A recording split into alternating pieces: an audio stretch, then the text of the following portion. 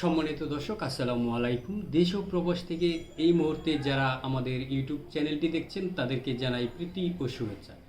দর্শক, আপনারা আমাদের চ্যানেলটি নিয়মিত দেখেন বলেই আমরা নিয়মিত ভিডিও করে থাকি। আমাদের ক্যামেরার সামনে একটি অসহায় বোন বসে আছে, শোনাবো তার কষ্টের কথাগুলো। আমরা দেশের প্রত্যন্ত অঞ্চলে গিয়ে অসহায় মানুষের গল্প তুলে ধরি। এরকমই একটি বোন ক্যামেরার সামনে। চলুন দর্শক, কথা বলি তার সাথে। আসসালামু আলাইকুম। ওয়ালাইকুম সালাম। আসসালামু আলাইকুম। ওয়ালাইকুম আসসালাম। কেমন আছেন?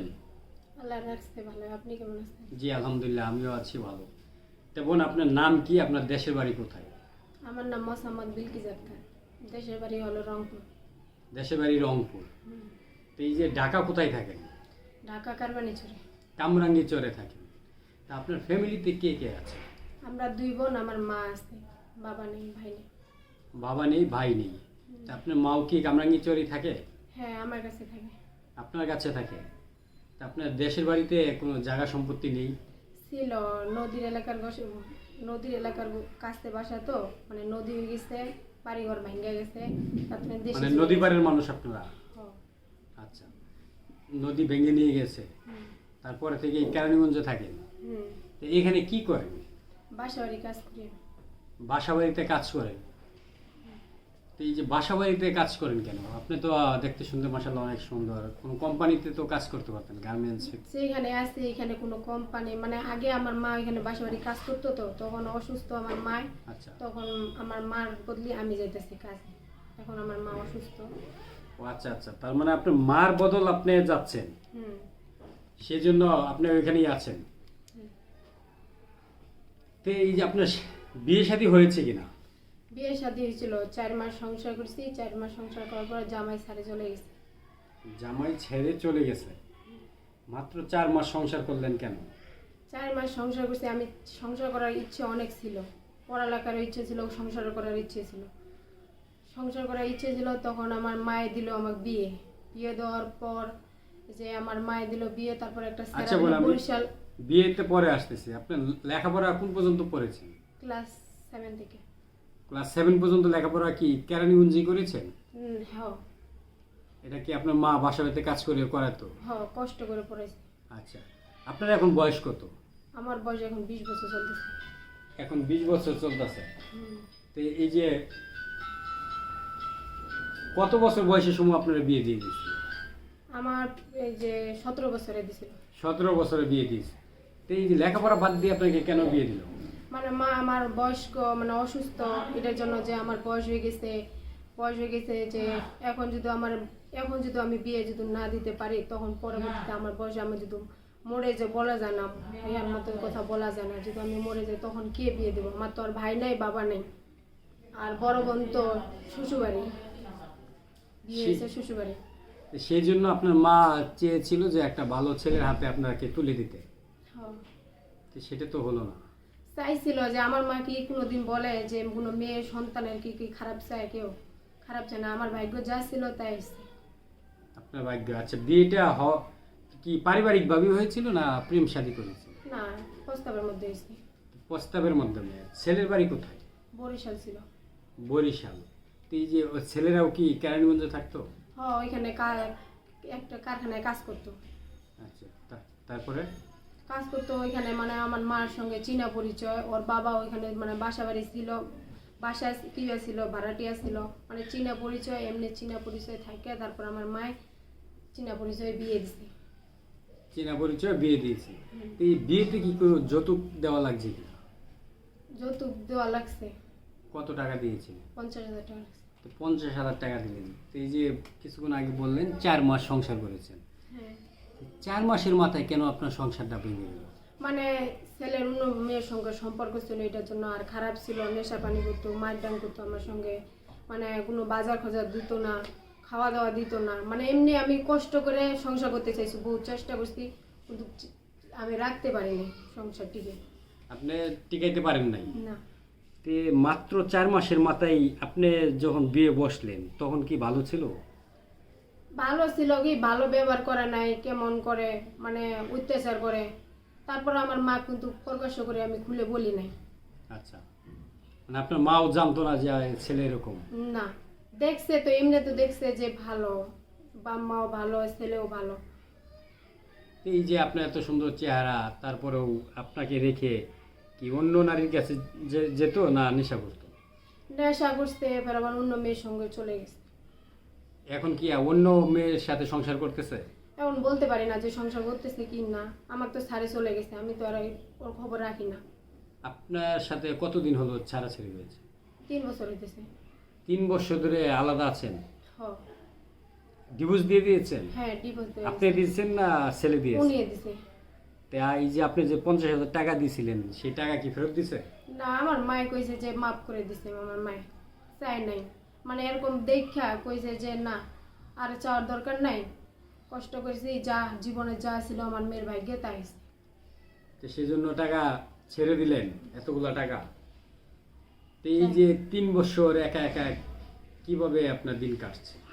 অনেক কষ্ট করে কাটতেছি, কখন ভাত পাই, কখন ডাল ভাত পাই না, কখন পাইতেছি না। কাজ করলে ভাত পাই না, কাজ করলে কেমনে ভাত পাই।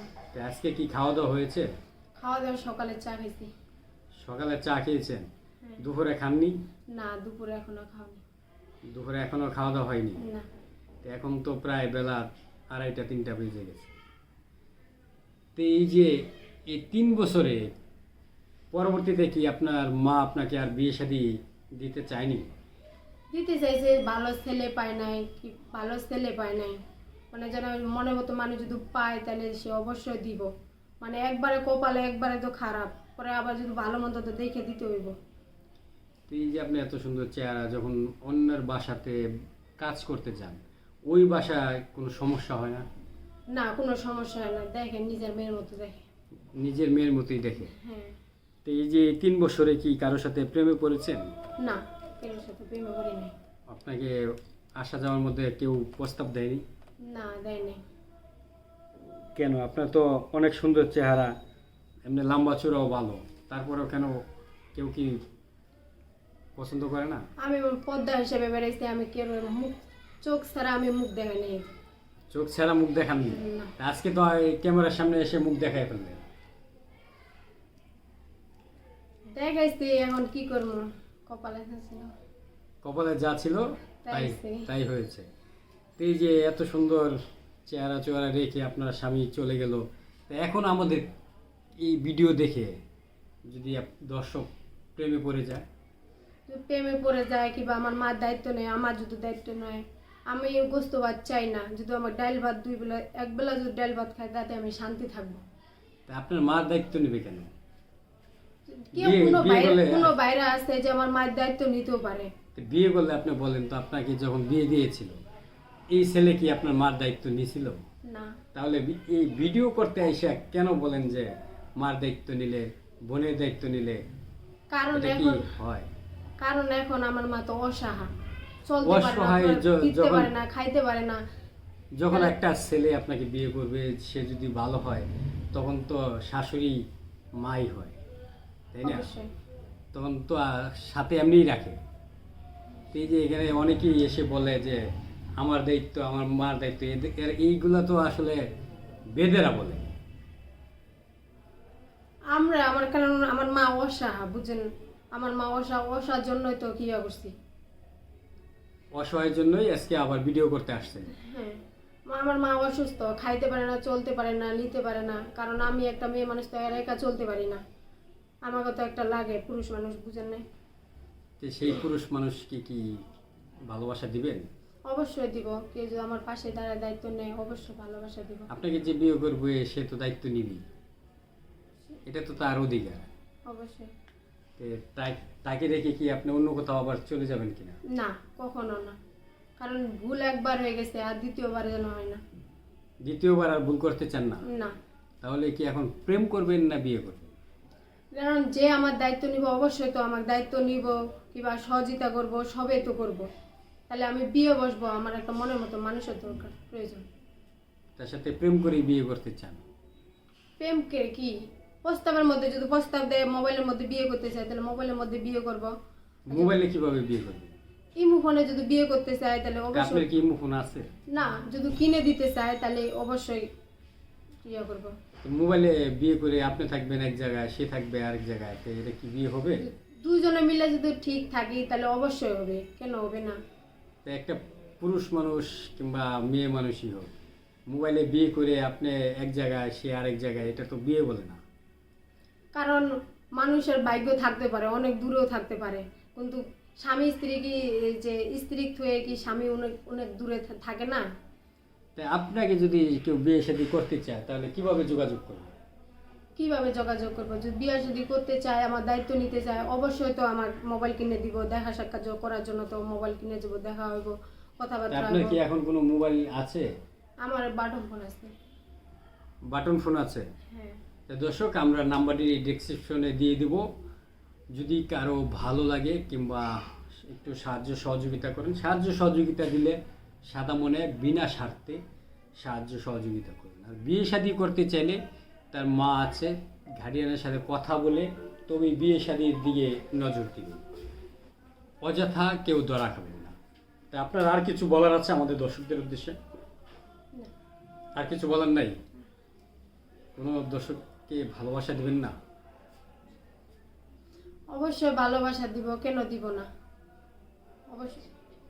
আমার যদি কেউ সাদা মনে যদি কেউ সাহায্য করে, আমার যদি দায়িত্ব নিতে চাও কেউ, তাহলে অবশ্যই কেন ভালোবাসা দিব না, অবশ্যই ভালোবাসা দিব।